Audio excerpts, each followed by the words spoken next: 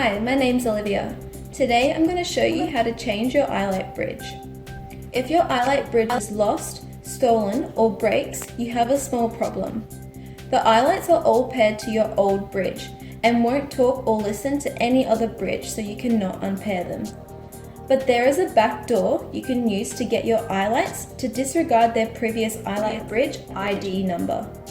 Firstly, ensure the old bridge is removed from the power if you still have it.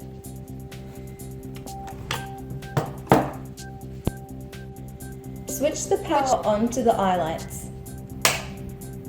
They need to remain on continuously for a minimum of 20 minutes. In the meantime, install your new bridge.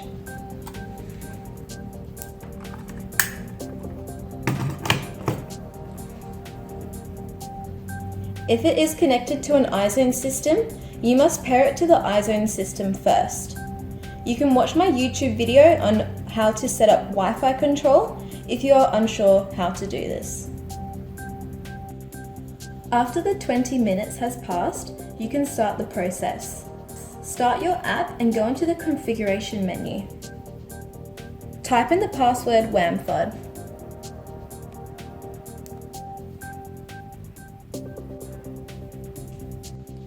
Scroll down to the item named Change Bridge. Switch the power to the first iLight off and immediately back on. Press Change Bridge, then Change. You only have a 30-second window to complete this, so don't hang about. The iLight will start flashing red, indicating it has been unpaired from the old bridge and returned to its factory default settings. Repeat the process with your other iLights one at a time until you have unpaired all of them. You can now install your new bridge and pair your iLights to the new bridge. That's it for me. Bye for now.